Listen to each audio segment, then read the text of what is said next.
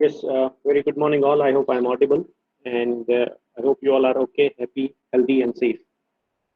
Um, when we discussed the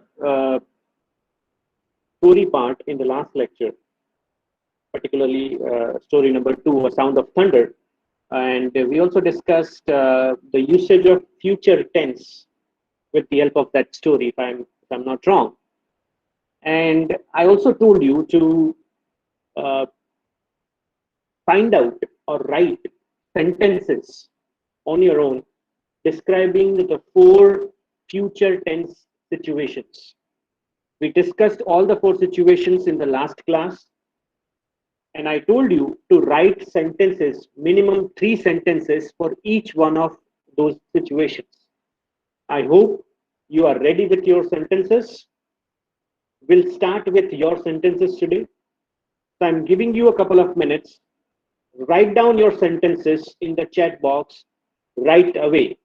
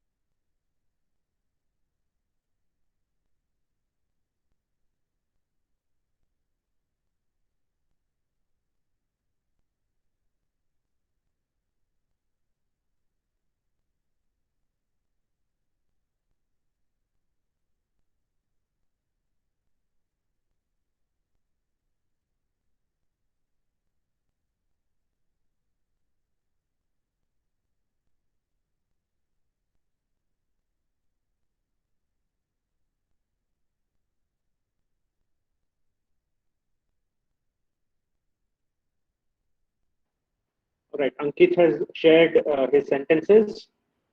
Um,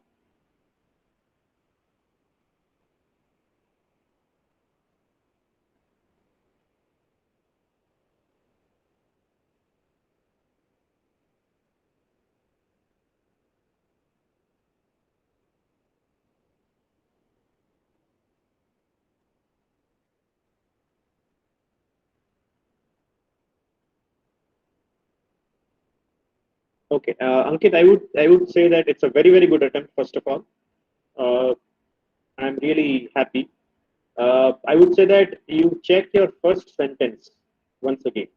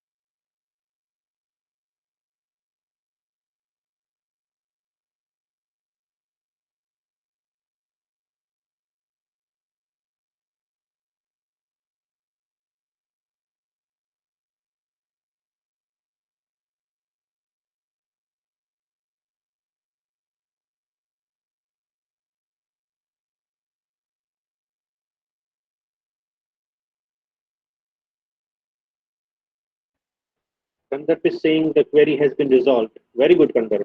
Thank you for informing, and I hope you'll be able to complete the course soon as well. Okay, Avni has also shared sentences.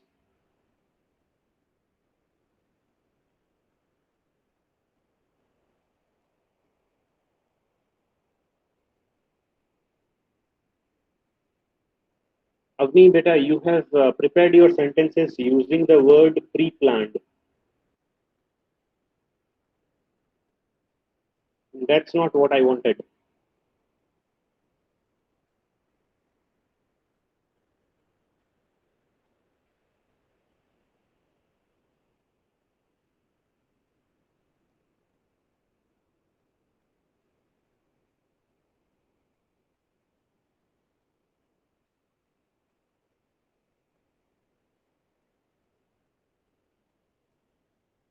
What about other people? Where are your sentences? Don't tell me that you have not done it. You had ample amount of time, because last lecture was a combined lecture where we took the follow up for your online course. So you at least got 10 to 15 days to do this.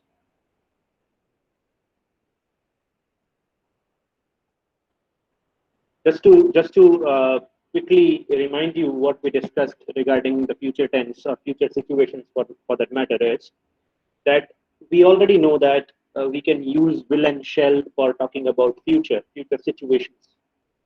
Uh, that's one that we have already learned in our schools. Second is we can also use to be going to. Okay, that also we discussed in the previous class. Third is you can use emis or ing to talk about future. And fourth is you can use simple present tense to talk about future. So all of this we have discussed in the previous class. Now, just to quickly tell you, generally we use will or shall when the action or the activity that we are going to do is not pre-planned, is pre-planned, is not pre-planned, sorry. When the activity is not pre-planned, okay, generally we use will or shall. When the activity is pre-planned or pre-decided, we use to be going to. And that's why I had given you that example, if you remember, that the biscuits are not on my shopping list, but I will buy a packet of biscuits. The biscuits are on my shopping list, so I'm going to buy a packet of biscuits. Right? So in the first case, in the first situation, in the first sentence, the action, the activity is not pre-planned. While in the second situation, the action or the activity is pre-planned. And that is why it is preferable to use going to. Third situation is emis or ing. When you talk about future arrangements, for example, my father is meeting the principal tomorrow. Okay, when you talk about the future arrangements, you use emis or ing. That is the third situation. Fourth situation is when your action or when your event is pre-scheduled, it's timetabled. Okay, when you have a timetabled event or a pre-scheduled event, you can use the structure of simple present to talk about future situation. For example, now this I had the same example I had given you earlier also. The train leaves at 7 o'clock in the evening. The train leaves at 7. Now, when we say the train leaves at 7, we are not talking about the present situation. We are talking about the future situation. But we are using the structure of simple present to talk about future, because the event is pre-scheduled. It is a timetabled event. That is why. And also keep this in your mind always that this is not a rocket science. I'm sharing this nitty-gritty with you because I want you to be clear. I want you to be accurate in what you write and what you speak. Otherwise, All these things, will, shall, going to, emissar ing, simple present, can be used interchangeably. This is not a rocket science. So if somebody uses going to in place of will shall is in place of going to, that's fine. Okay, that's fine. It's not very rigid that you have to do this. But if you go by the rules, if you go by the books of grammar, this is what the grammar says. Okay. And if you want to be 100% accurate of what you are writing and of what you are speaking, then this is what it is. Right? And that's why we are sharing these things with you. Now, I have revised everything what we had discussed earlier. Now I need sentences from you. Ankit and Avni have shared the sentences. Wanjiru has also shared the sentences. I need more people to share sentences. Wanjiru says, action which is pre-planned. I'm going to visit my family this evening. I'm visiting the office tomorrow to drop the letter. I'm attending the company's meeting next week. Okay. Action which is not pre-planned. I will have to cover up for missed clinic day for my sister. We have to take books we are required to the library yesterday. Wanjiru, I would suggest you check your last sentence. And also give me the sentences where the action is scheduled, activity is scheduled or timetable. I am deliberately avoiding the usage of uh, words like tense and other things. I'm calling it situation because that is what it is. So I'm not saying that future tense or present tense or so on and so forth. I'm calling them situations intentionally, okay? Because that's how we should understand it.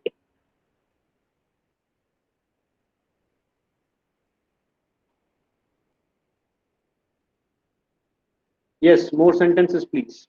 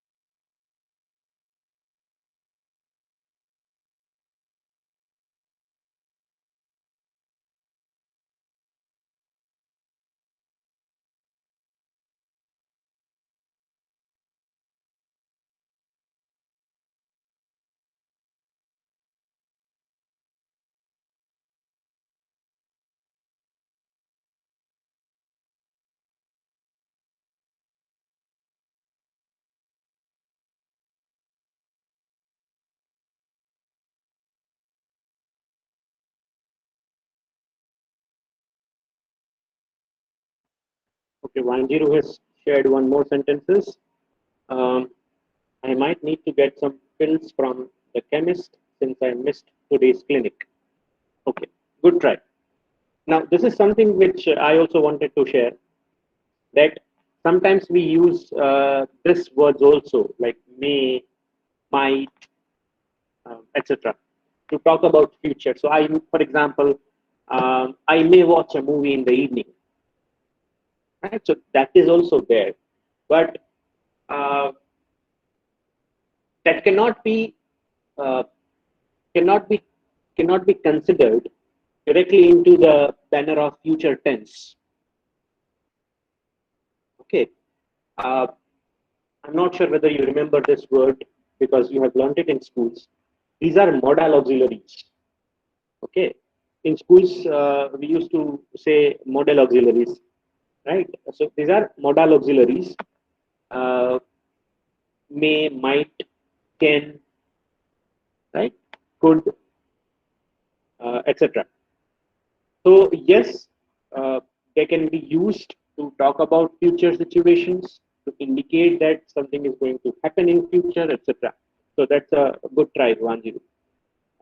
However, our major focus is on this four kind of situations which I described a while ago. Uh, action number one, where it is not pre-planned. Second, pre-planned. Third, future arrangement. Fourth, scheduled event or timetabled event.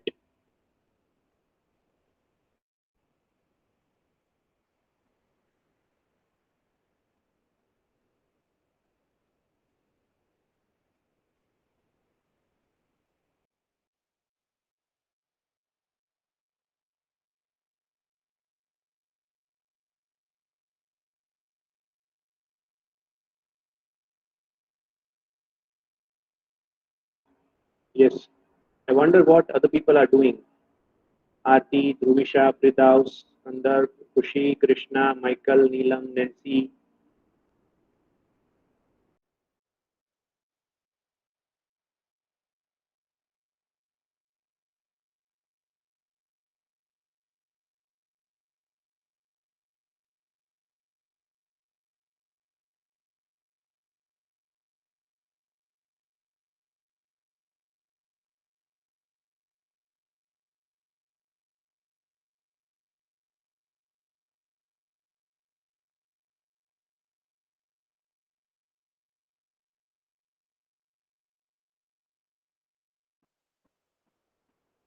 We can even think of uh, finding out such sentences from the story.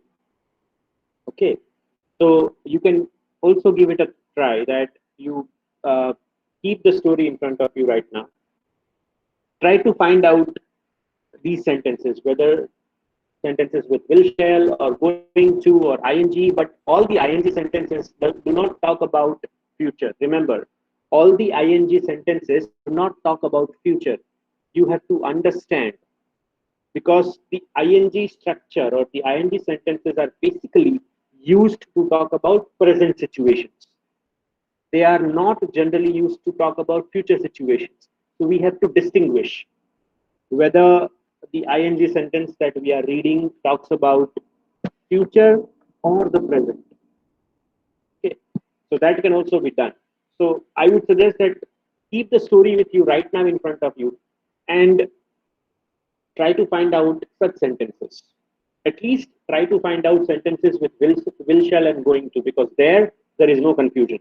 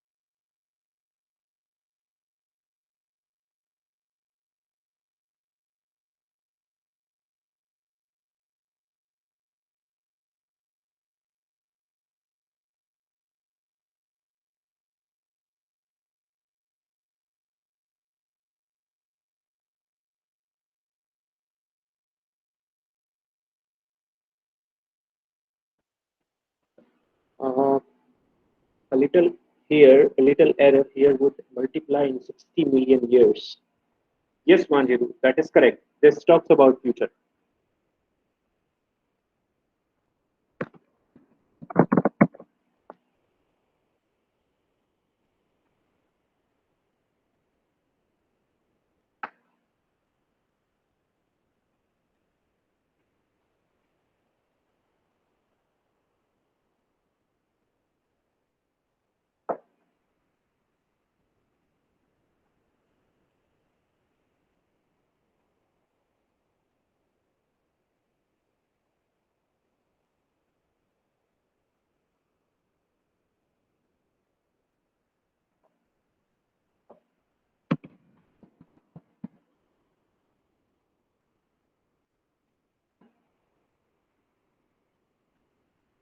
Without, I'm going to complete my assignment by today evening. Will be ready. Firdaus, I would suggest you look at your second sentence once again. The president's speech about the COVID-19 SOPs is going to be broadcast by 7 p.m. in the evening. Yeah, I'll just have homework out today since I must actually. Okay, I'll have to get a pardon letter from warden since I'm feeling ill today. Okay, well try, good try. You want to speak something, Firdaus? You raised your hand.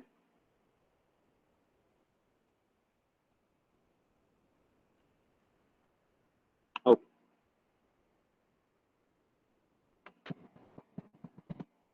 It seems to me that many of you have not done this task uh, for different reasons, could maybe.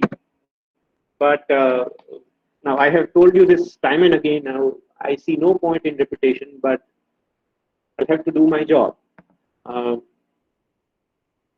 See, this is a kind of a course where if you don't work with me, right? If you don't do things on your own, we are going nowhere with this course. If you don't do it, right?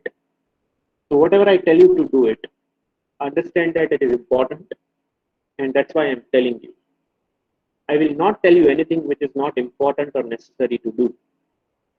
So if I'm telling it to do, it means it is important and necessary to do. And then also, if you don't do, uh, we are not going anywhere with this course, as I said. And let me tell you that though your exams might have been called off or cancelled, the importance of this course remains the same even without exams, right? Because fundamentally, this course has no exams. Okay, we did not have exams earlier also, we don't have exams now also. So the importance of this course does not, you know, is not decreased because there is no exam now. So don't think in that way that we don't have exams probably now, so it's okay if we skip certain things. Uh, this is an important course, and the importance of this course does not depend on any kind of exam, and you are very well aware of it, right? So far as this course is concerned, whether we have exams or not, it does not make any difference. In fact, if you want to look at it like this, the importance of this course increases when you do not have exams, because then you have internal things, then you have assignments, presentations, viva, and everything which you have to go for. So that's why the importance has increased actually. So I would suggest that you take it more seriously,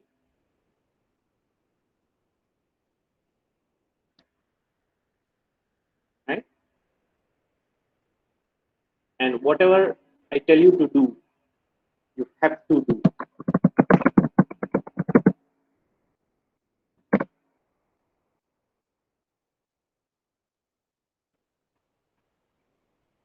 So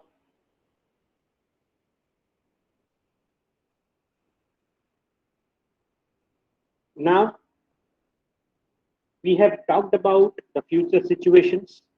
We have talked about the four different situations where future tense can be used, and different structures can be used to talk about future situations.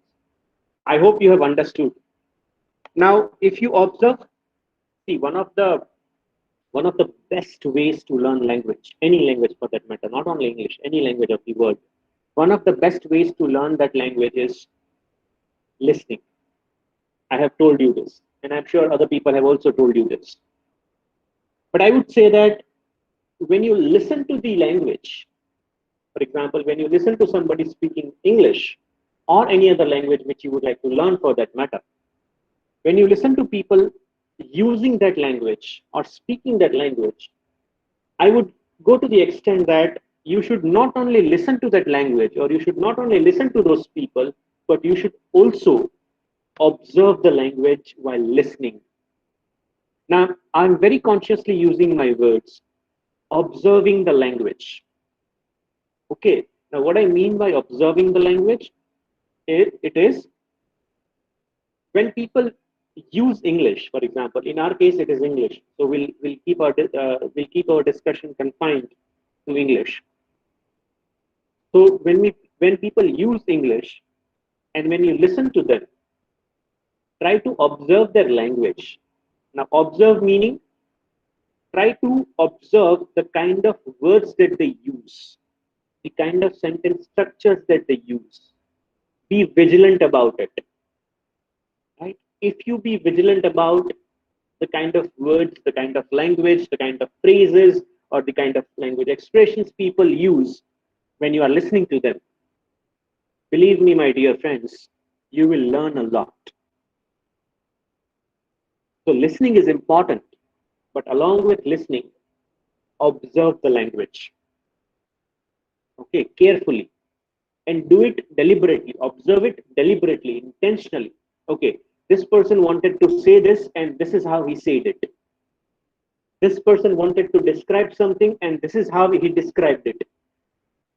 The kind of words that he used, the kind of phrases that he used for description, etc. If you do this exercise regularly, believe me, my dear friends, you will learn the language very easily. Because when you listen to somebody and when you observe the language, when you are an observant of the way people use the language, you learn faster because it gives you authentic input. There is something called authentic input. I'll simplify it for you. The kind of language that people use or we use in day-to-day communication is not a bookish language, right? It's not something that is found in books, right? It's a language which is not meant for books, which is not meant for stories, which is not meant for poetry or etc. It's an authentic input, authentic language in the sense that it teaches you the kind of usage that is prevalent in the society, the kind of usage that is prevalent amongst the people. For example, if you listen to scientists, okay, that's why we have been telling you to listen, listen, and listen. Now, for example, if you listen to scientists, so the kind of words that they would use, the kind of language expressions that they would use, they would be very typical kind of language expressions or words or vocabulary or phrases, whatever you call it, which tells you or which teaches you that okay, this kind of words are used in the scientific world or scientific field, and if I want to describe something in the field of science, this is how I can do it. But for that, as I said, you have to be a little more vigilant about the language. You have to be a good observant or observer for that matter when people use the language. So not only listen to them, Also observe. Be an observer. If you be an observer, a good observer, then you will learn a lot, right? So please do that, because that is something which is an integral part of language learning. Whatever language you want to learn, not only English. Right now we are talking about English, so we are discussing that. Whatever language in the world, be it English, French, Mandarin, Spanish, whatever language you want to learn, listen to the language and be an observer. If you be a good observer, you will learn faster and you will learn better.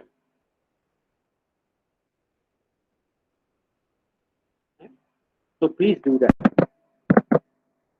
Anyways, so we have already discussed the future situations, four types of future situations, and the kind of sentence structures that can be used in these four kind of situations. If you have any questions pertaining to what we have discussed so far, please ask. Otherwise, we'll go to the next story. Anything that you want to ask?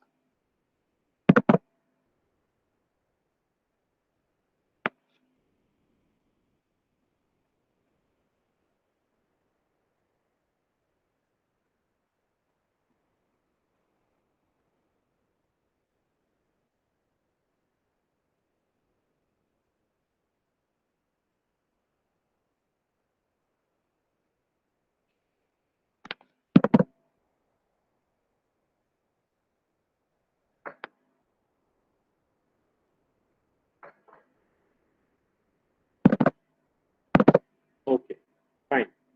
Then we'll proceed for the next story. Now, the next story that we have uh, is written by a writer called Octavia Butler. Okay, Octavia Butler, uh, a science fiction writer, American writer, and she has won quite a lot of awards, and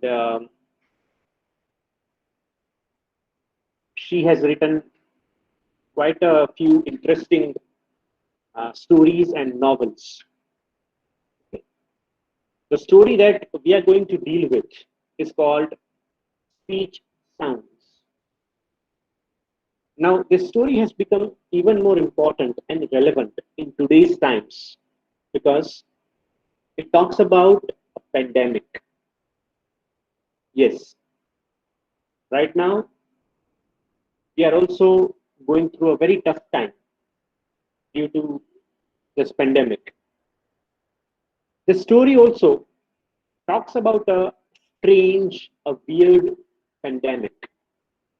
Of course, it doesn't talk about COVID-19 or coronavirus, but it talks about a dystopian world where people are suffering from this strange disease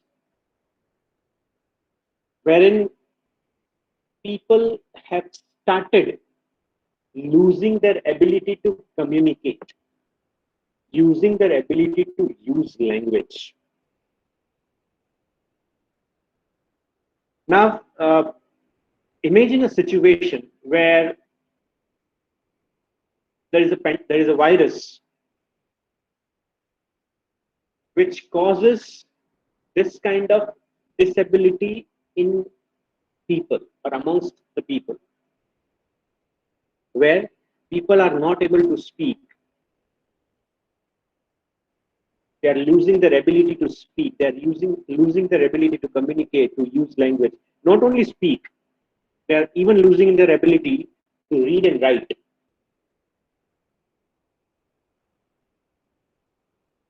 So whosoever is infected with this virus loses the ability to communicate in any form, either speaking, reading, or writing.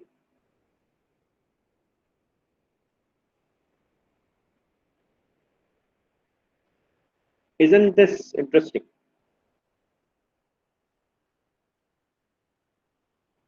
Do you find this interesting, this description?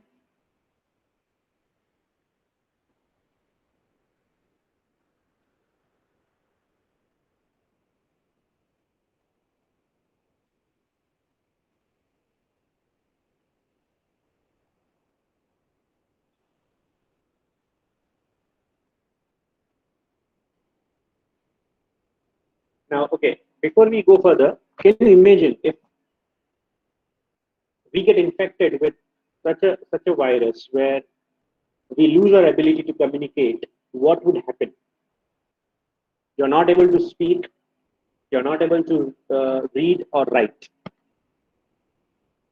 What would happen to you? Could you guess?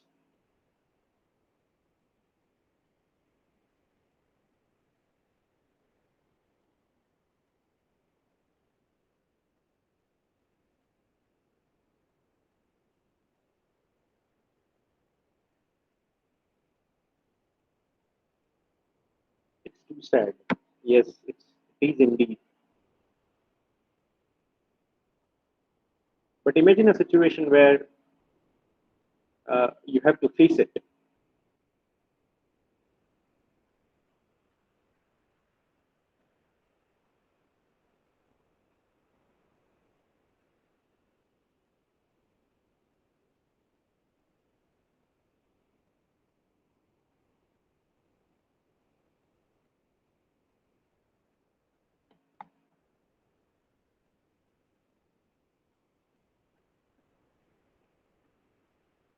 What will you do?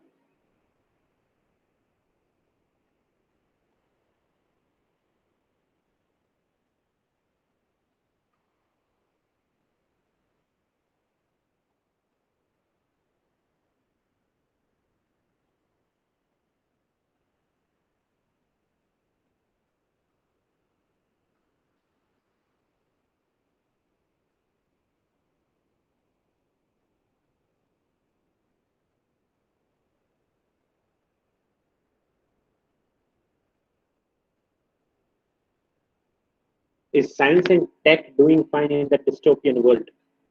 In sign language? Good questions. Sandarbh and Firdaus, good questions. But I don't want to reveal everything right now because otherwise, then you would not even touch the story. And that I don't want. So I want you to read.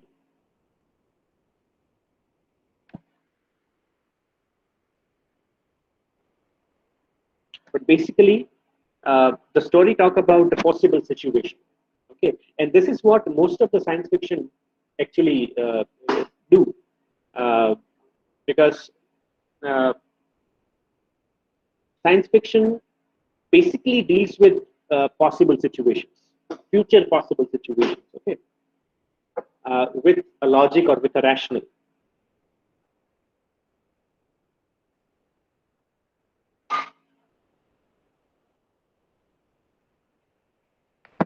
Now, in this story, the protagonist, the hero, is a lady. Her name is Ray. Okay, Ray, and everyone around her, including her husband, her children, and people around her, they are infected with this virus, and they have lost their ability to communicate. Now, this protagonist, Ray, is traveling. Now, where is she going? She is going to meet someone.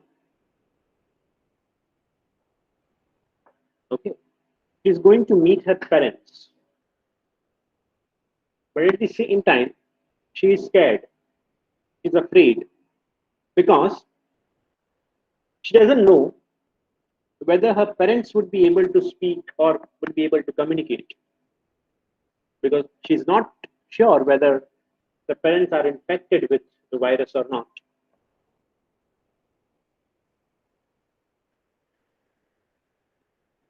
And that's where our story actually starts.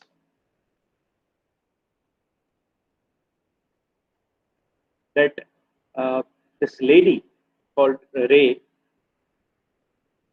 is traveling in the times where a mysterious pandemic leaves civilization in severely limits.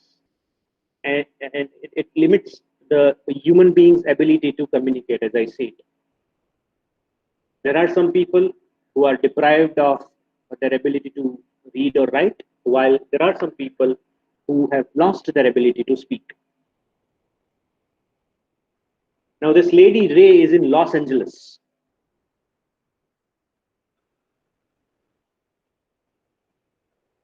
She has lost her husband, sister, children to this illness. And she is actually isolated. Okay. She is isolated. And due to this isolation, she decides to go to her brother and his family, in the nearby place called Pasadena. Now they are her only remaining relatives, and as I said, she is not sure whether they have survived or not. It is possible that they have also not survived. So the story basically revolves around two major themes, you can say. The first is communication, and the second is survival. Right now, also, a lot of people in this world, in the world that we are living in, are fighting for survival. Okay, due to this pandemic, due to COVID-19. Similarly, in this story, people are literally fighting for survival.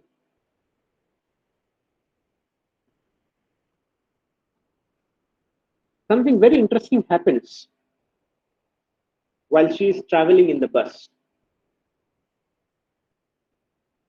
Now, what is that interesting that happens in the bus or during her travel? That's what you have to read in the story. What I'm doing right now is I'm just splashing around the story to instigate you to read the story and see what happens in the story actually.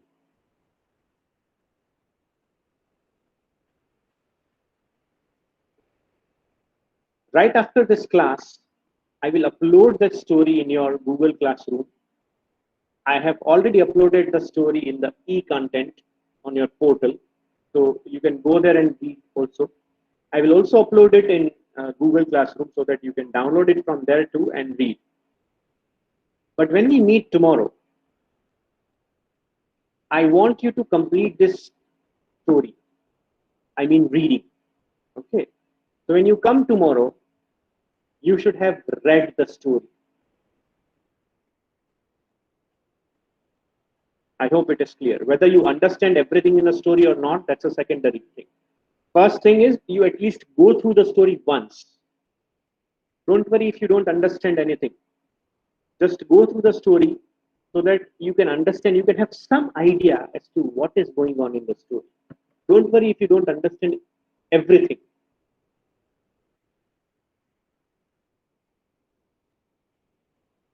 Okay?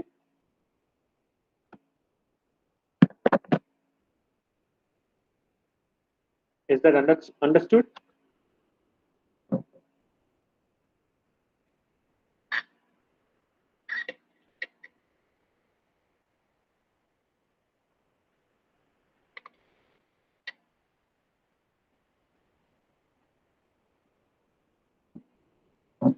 All right then. We'll go for just a minute. We'll go for attendance in that case. Just give me a moment.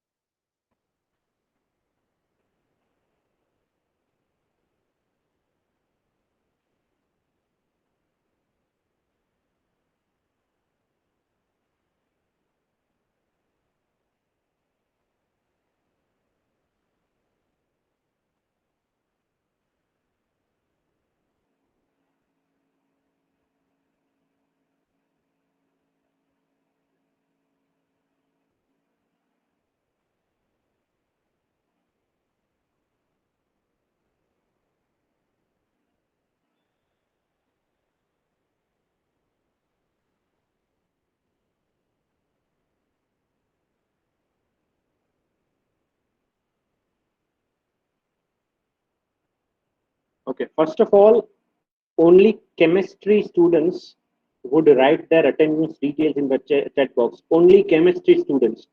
Write your details, your number in the chat box for attendance. Only chemistry students.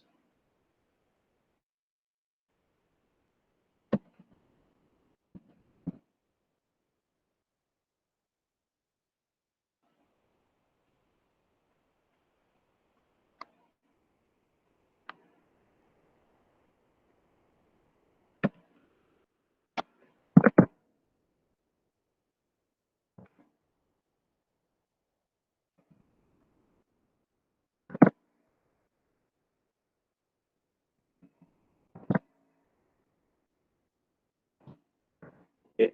Kandar, Aarti, and Umesh, you may leave. Kandar, Aarti, and Umesh, you may leave. I hope this is it for chemistry. Is there anyone from chemistry now?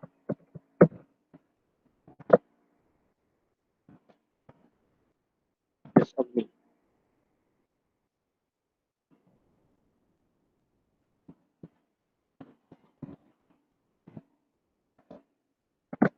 Okay, of me, you may also leave. Thank you, sir.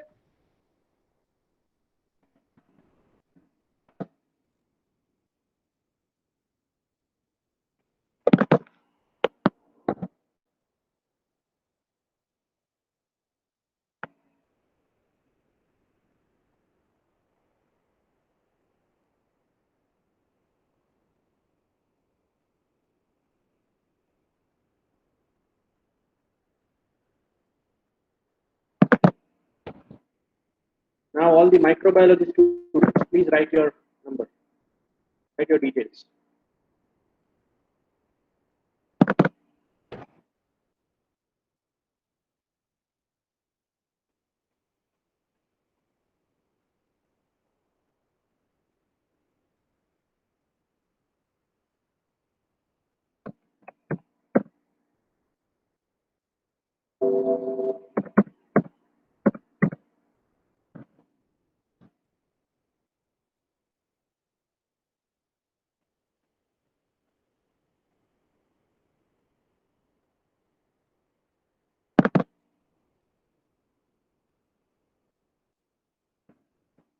Okay, Nancy, you may leave.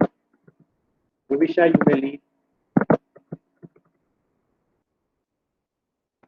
Wait.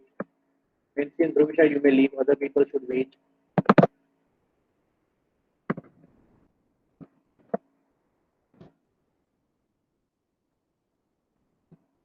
Neelam, you may leave. Ankit, you may leave.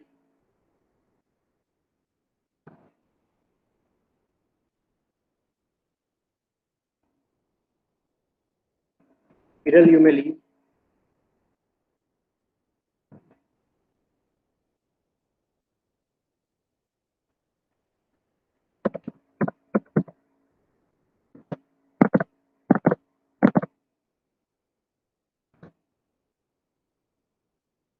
Finley, you may leave.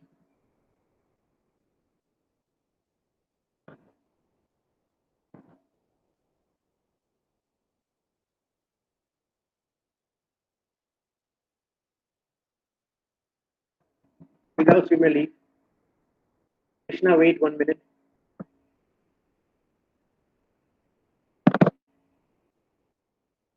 Yusuf, you may leave. Wanziru, you may leave.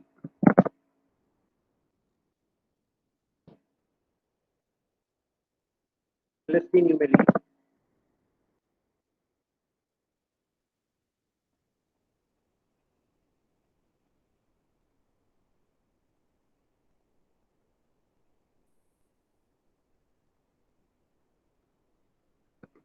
All right, Krishna, you may also leave.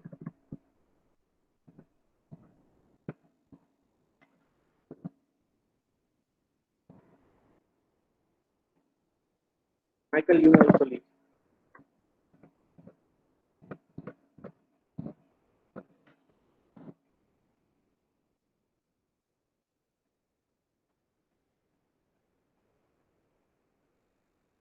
Michael, I have got your attendance. Please leave.